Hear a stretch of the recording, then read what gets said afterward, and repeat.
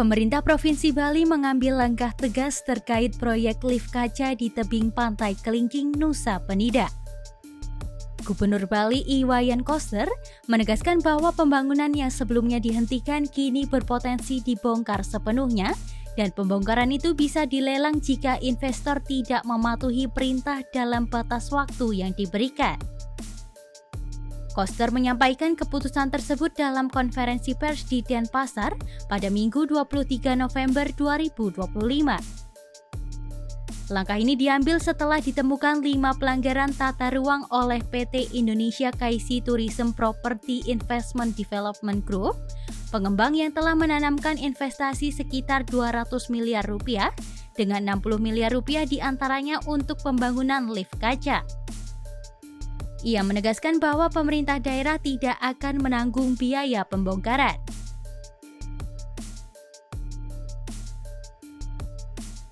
Jika investor tidak melaksanakan kewajiban, pembongkaran dapat dilakukan melalui lelang agar tidak membebani anggaran daerah.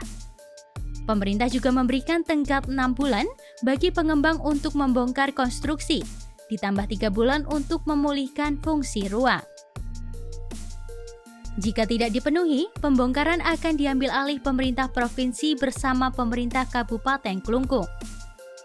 Ada 3 bangunan yang diwajibkan dibongkar. Sebagaimana batas waktu yang sudah ditentukan tidak dilakukan oleh PT Indonesia Kaisi Tourism Property Investment Development Group, maka pemerintah Kabupaten Kelungkung bersama pemerintah provinsi akan melakukan pembongkaran konstruksi bangunan sesuai dengan ketentuan peraturan perundang-undangan yang berlaku. Pertama, bangunan loket tiket seluas lebih dari 560 meter persegi di bibir jurang.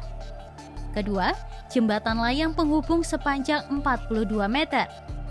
Dan ketiga, bangunan lift kaca beserta restoran dan pondasinya yang menjulang hingga 180 meter dengan luas sekitar 846 meter persegi.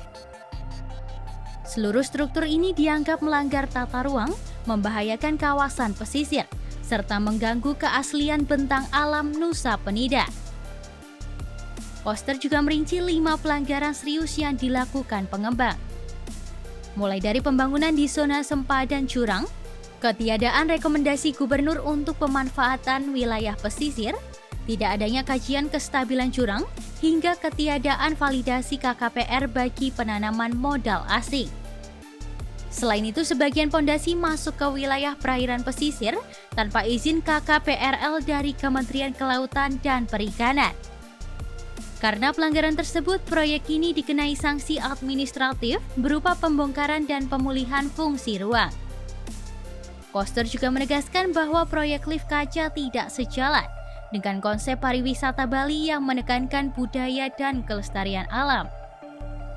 Ia menilai fasilitas ekstrim yang memudahkan wisatawan secara berlebihan justru menghilangkan keaslian Bali.